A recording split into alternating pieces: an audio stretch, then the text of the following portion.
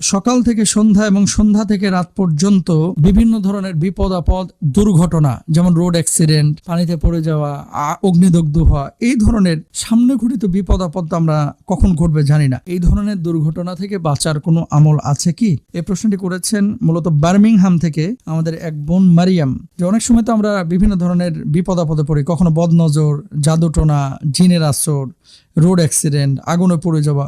তো রাসূল সাল্লাল্লাহু আলাইহি ওয়াসাল্লামের কোনো আমল আছে কিনা যে সমস্ত বিষয় থেকে বেঁচে থাকার জন্য? নবীজি সাল্লাল্লাহু আলাইহি ওয়াসাল্লাম কিছু কিছু আমল পরিবারের সবাইকে করার পরামর্শ দিতেন এবং সাহাবী রিদওয়ানুল্লাহি আনহুম আজমাইনদেরকেও নবীজি সাল্লাল্লাহু আলাইহি ওয়াসাল্লাম এই আমলগুলো করতে বলতেন। তো নবীজি সাল্লাল্লাহু আলাইহি ওয়াসাল্লামের থেকে গ্রহণযোগ্য সূত্রে আমল দুটি বর্ণনা হয়েছে। দুটি আমলের কথা আল্লাহ রাসূল সাল্লাল্লাহু আলাইহি ওয়াসাল্লাম বলেছেন, কেউ যদি আমলগুলো করে তাহলে সামনে যে ঘটিত বিপদ আপদ, এই বিপদ আপদ থেকে আল্লাহ সুবহানাহু ওয়া তাআলা তাকে হেফাজত করবেন। সকাল সন্ধ্যা দোয়া পড়া। দেখেন, আবান ইবনে ওসমান বলেন, আমি আমার বাবাকে বলতে শুনেছি রাসূল আকরাম সাল্লাল্লাহু আলাইহি ওয়াসাল্লাম বলেছেন, যে ব্যক্তি প্রত্যেক সকাল সন্ধ্যায় 3 বার করে নিম্নোক্ত দোয়া পড়বে, কোনো কিছু তার ক্ষতি করতে পারবে না।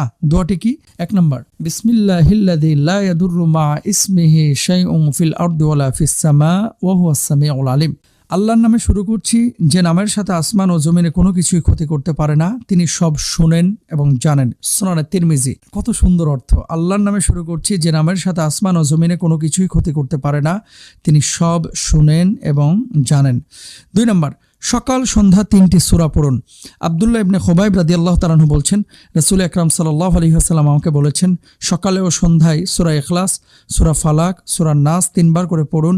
এই আমল প্রতিটি ক্ষতিকর জিনিস থেকে নিরাপত্তার জন্য যথেষ্ট হয়ে যাবে। তাহলে সকাল সন্ধ্যায় পড়তে হবে বিসমিল্লাহির রহমানির রহিম, কুল হুয়াল্লাহু আহাদ, আল্লাহুস সামাদ, লাম ইয়ালিদ ওয়া লাম ইউলাদ ওয়া লাম ইয়াকুল লাহু কুফুয়ান আহাদ। আপনি 3 বার পড়েন। সূরা ফালাক, কুল আউযু বিরাব্বিল ফালাক, মিন শাররি মা খালাক, ওয়া মিন শাররি গাসিকিন ইযা ওয়াকাব, ওয়া মিন শাররিন নাফাসাতি ফিল উকাদ, ওয়া মিন শাররি হাসিদিন ইযা হাসাদ। 3 বার পড়েন। এরপরে পড়েন, কুল আউযু বিরাব্বিন নাস, মালিকিন নাস, ইলাহিন নাস, মিন শাররিল ওয়াসওয়াসিল খান্নাস, আল্লাযী ইউওয়াসওয়িসু ফি সুদুরিন নাস মিনাল জিন্নাতি ওয়ান নাস। এই দোয়াটি আপনি 3 বার পড়েন।